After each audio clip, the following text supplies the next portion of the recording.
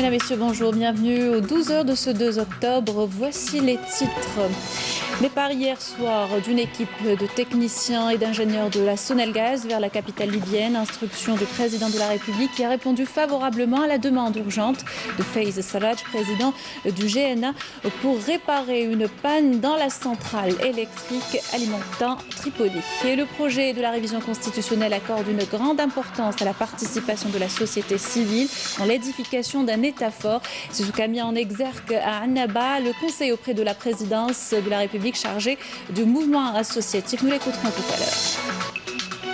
Le président de la RASD, Brahim Ghali, revient sur le blocage que connaît la cause sahraoui à l'ONU et salue la position algérienne vis-à-vis des causes justes de par le monde. Extrait de l'interview accordée à la télévision algérienne à l'occasion du 45e anniversaire de la fête de l'unité nationale sahraoui. Enfin, nous vous emmènerons à Béjaïa à la découverte d'un artiste en herbe, étudiant et musicien. Ce jeune plein de talent est influencé par les grands noms de la chanson kabyle. Reportage dans notre édition. Bienvenue à tous. Je vous le disais, en titre départ hier soir d'une équipe technique de la Société algérienne de l'électricité et du gaz, Sonelgaz, vers la capitale libyenne à bord d'un avion Tassili Airlines.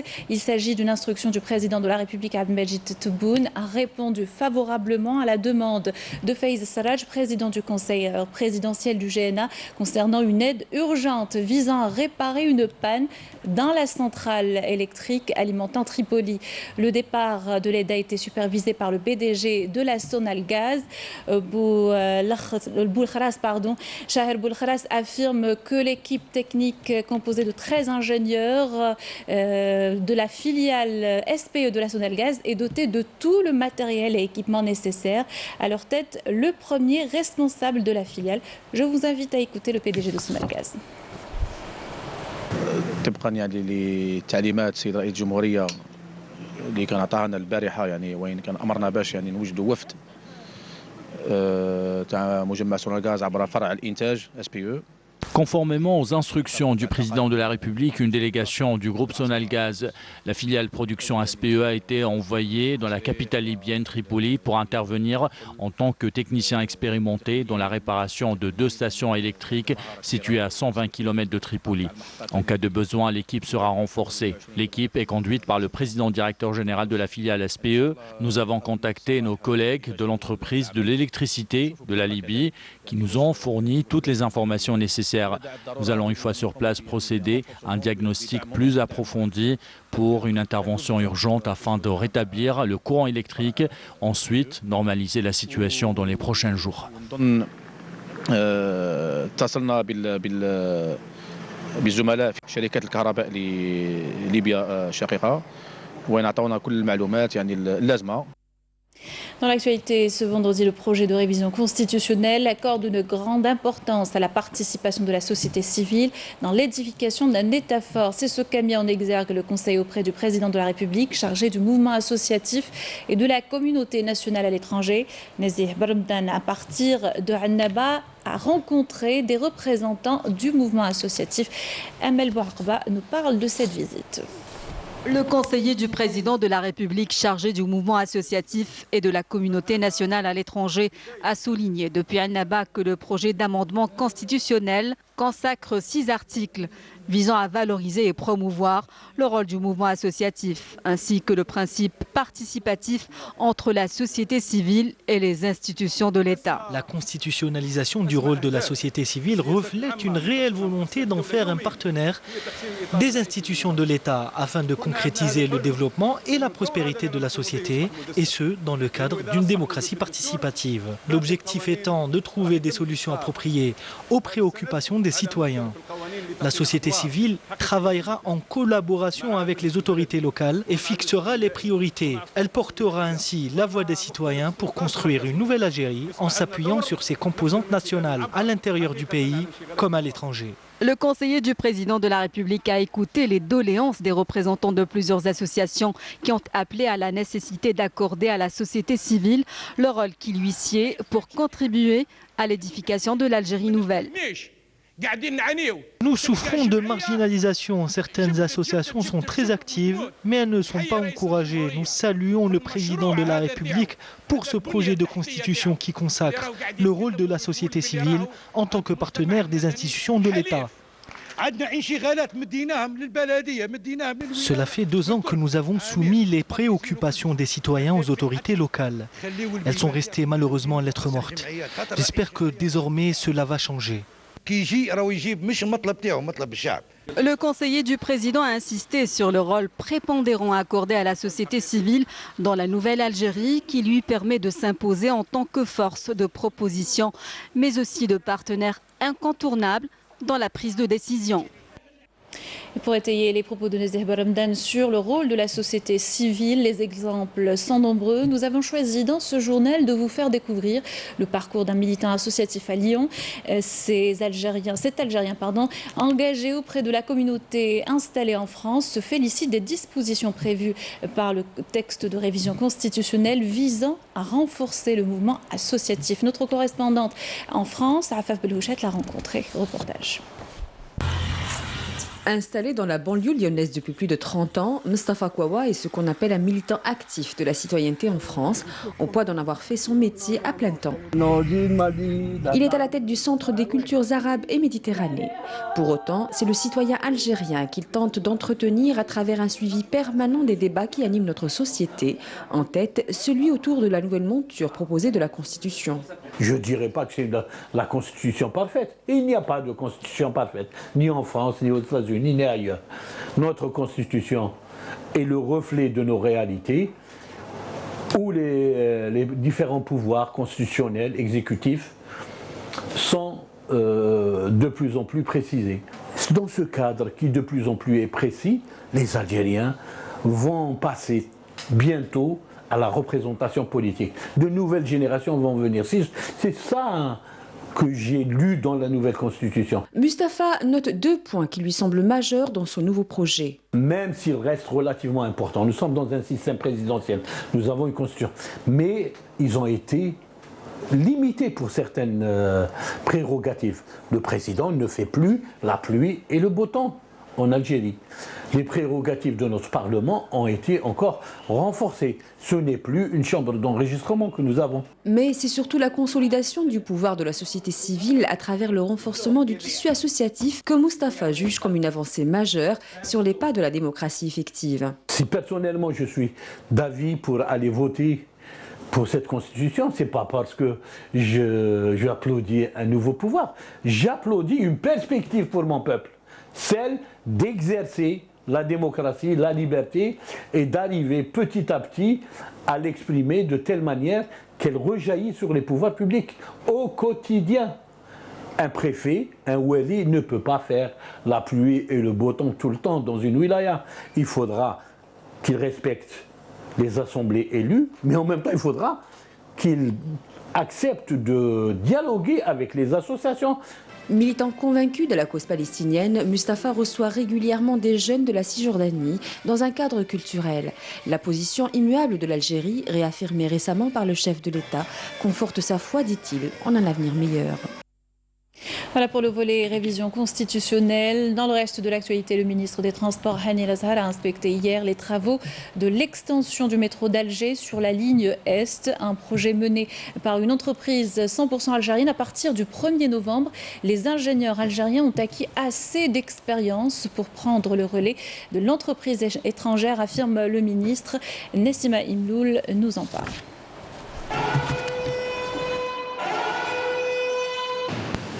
Le partenariat étranger entrepris dans le cadre de l'assistance technique dans l'exploitation du projet a permis aux cadres et aux ingénieurs algériens d'acquérir l'expérience et d'entreprendre aujourd'hui la gestion des travaux d'extension du métro d'Alger en direction de l'aéroport. Au départ de l'exploitation de ce projet, on a fait appel à une société étrangère dans le cadre de l'assistance technique. Cette assistance technique, elle arrive à son terme le 30 octobre, exactement le 31 octobre, et à partir du 1er novembre, Inch'Allah, C'est une société à 100% algérienne. Ce tunnel de 104 mètres de longueur et de 10 mètres de diamètre est doté des dernières technologies de forage et de pompage de béton armé. Permettra de creuser entre 16 et 24 mètres jour. C'est une société à 100% algérienne qui va prendre la suite par des cadres algériens qui ont les compétences. Ils ont appris durant ce partenariat avec les étrangers et aujourd'hui on peut être sûr et fier de cette évolution. L'extension du métro d'Alger sur la ligne Est, d'une longueur de près de 10 km, permettra de desservir les quartiers denses en population tels que Beaulieu, Bebzouar et Ouetzmar. La ligne reliera également le tramway au carrefour de l'USTHB et offre aux habitants une facilitation certaine en matière de mobilité. Autre domaine dans lequel l'Algérie tend à s'améliorer, l'exportation. Des efforts louables sont fournis, tels que ceux de Tonic Emballage. L'entreprise a décroché des commandes de la Tunisie et de l'Inde pour la fourniture de papier sanitaire et papier craft. Les détails dans ce reportage de Saïda Mayo. C'est un premier chargement par camion semi-remorque de 18 tonnes de bobines ouates ou papier sanitaire à destination de la Tunisie. Cette opération effectuée par Tonic Industries sera suivie par d'autres progressivement, jusqu'à atteindre les 300 tonnes de commandes. Nous avons un produit phare que nous sommes en train de défendre, c'est la bobine ouate. La bobine ouate qui provient de la récupération de déchets papier, sert à la fabrication du produit d'hygiène, des serviettes en papier, surtout dans cette période de pandémie où c'est très demandé. Les mouchoirs aussi, nous sommes très spécialisés dans ce domaine. Je pense sincèrement que cela répondra à l'appel de M. le Président de la République concernant un objectif qui nous paraît un peu élevé de 5 milliards de dinars d'exportation pour l'année prochaine. C'est une première commande et il y en aura d'autres. La bobine ouate, c'est un produit qui est très demandé par nos voisins de Mauritanie, du Mali. Donc nous sommes en contact très avancé avec nos partenaires là-bas. Donc nous comptons très bientôt finaliser ce marché. Une autre opération d'exportation s'est déroulée en parallèle de la première, mais cette fois-ci en direction de l'Inde par voie maritime. Il s'agit de 300 tonnes de papier craft, autrement dit du déchet de papier. Une opération devenue régulière à travers le temps. Ce papier craft qui sert essentiellement pour la fabrication du papier de base pour le carton ondulé. Le carton ondulé qui est très demandé. Je vous donne juste pour information, l'Algérie importe 280 000 tonnes de carton ondulé par an et que nous essayons par tous les moyens de compenser par la fabrication locale. Nous collectons du papier que nous transformons en papier sanitaire, en carton ou en plateau à alvéoles. Nous contribuons ainsi à la préservation de l'environnement et à booster l'économie nationale. Notre capacité de transformation avoisine les 150 000 tonnes annuellement.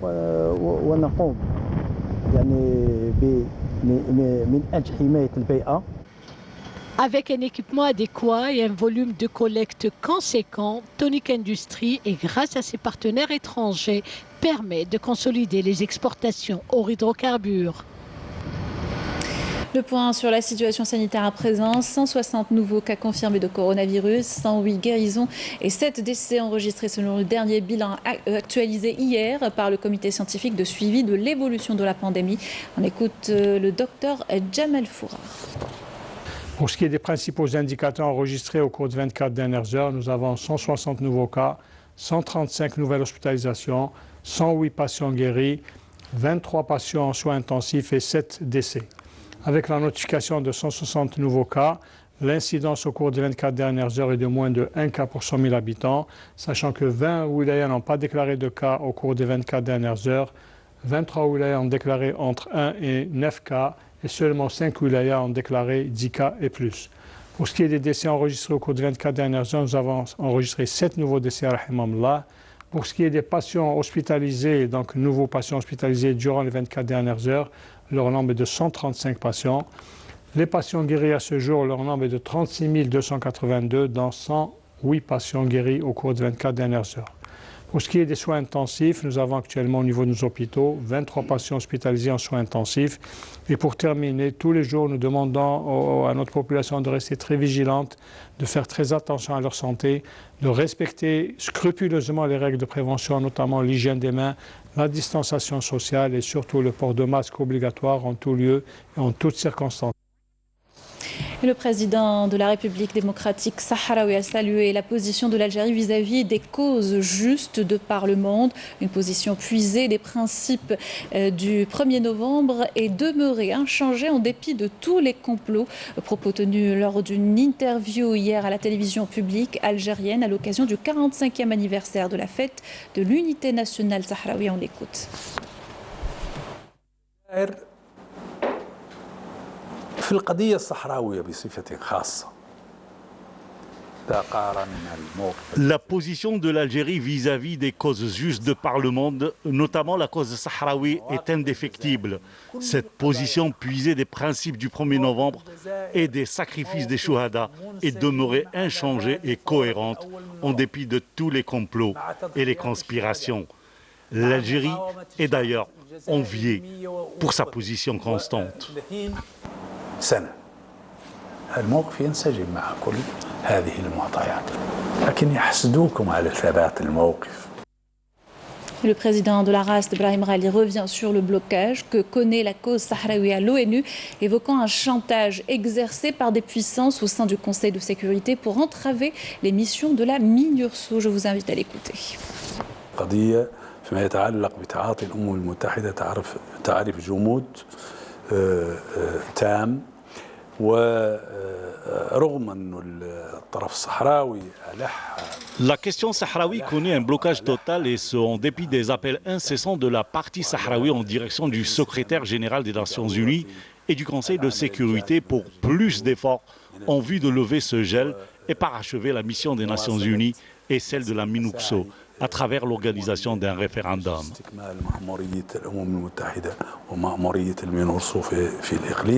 من خلال طبعا تحقيق إجراء الاستفتاء الموعود.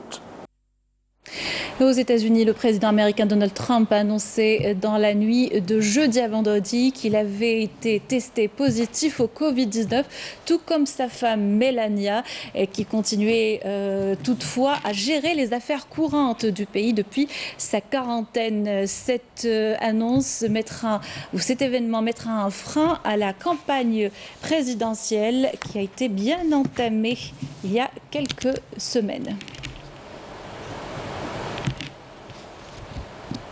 Et au Liban, le juge chargé de l'enquête sur l'explosion au port de Beyrouth début août, qui a fait plus de 190 morts, a émis un mandat d'arrêt visant le propriétaire et le capitaine du navire ayant transporté la substance à l'origine de la puissante déflagration, a indiqué une source judiciaire.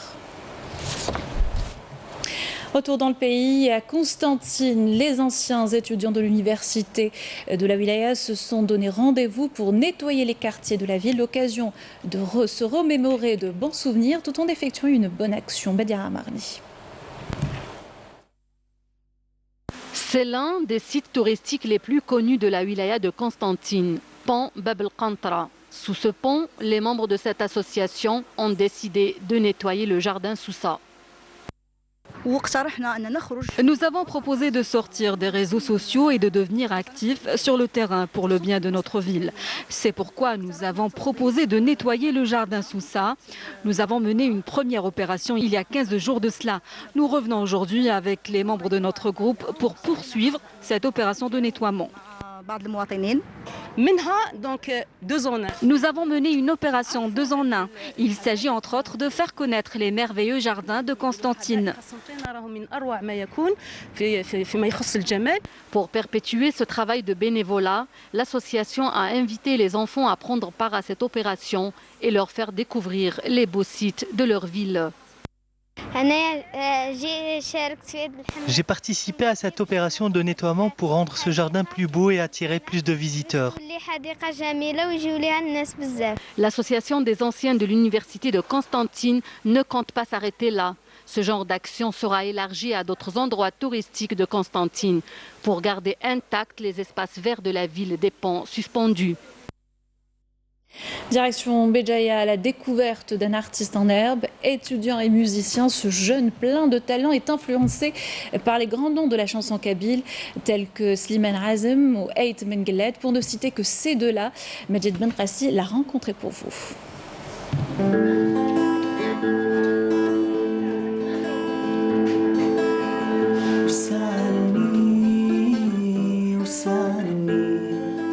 Jeune artiste plein de talent, nous l'avons rencontré et découvert par hasard à Agmoun Natamar, son village natal du côté d'Adkar. C'est de Yassine, la vingtaine bien entamée qu'il s'agit. Il nous parle de son amour pour la musique et de ses débuts artistiques. Je suis un étudiant en langue française à l'université de Béjaïa. Je fais de la musique. Je suis un guitariste et choriste et vocaliste. Je suis dans une association qui s'appelle ACT, au centre culturel universitaire du Béjaïa.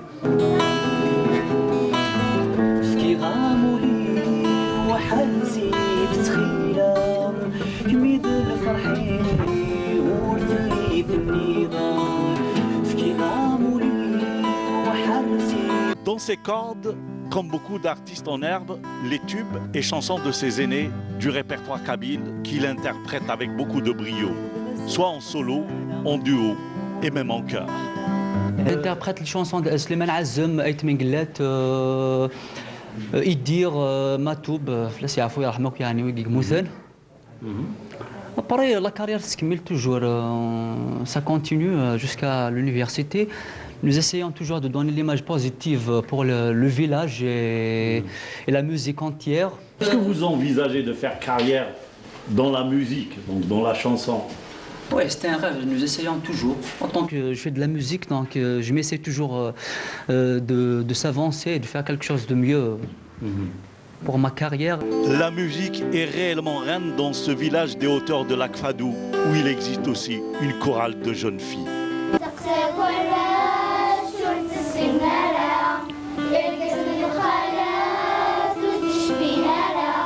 La musique est un sacerdoce, mais pas seulement. Un bon cœur. Le bon cœur, c'est aussi l'accueil avec des figues, les figues sèches de Kabylie, de ce village. D'ailleurs, c'est une des plus grandes ressources de ce village. Ils produisent de l'olive, des figues sèches, mais aussi du caroub. Je vous conseille de faire un tour un jour. Vous n'allez pas le regretter. Un village qui ne cesse d'attirer les visiteurs, parmi eux Malika et sa fille, dont les origines sont de ce beau village. Effectivement, je n'y suis pas née et je n'y ai pas vécu. Je venais toute petite ici. Avec les parents. Et bon, j'ai de vagues souvenirs, non, avec ma mère surtout, parce qu'elle était très attachée à cette terre où elle a vécu quand même. Et donc je venais de temps en temps, mais là, ça fait 4 ans.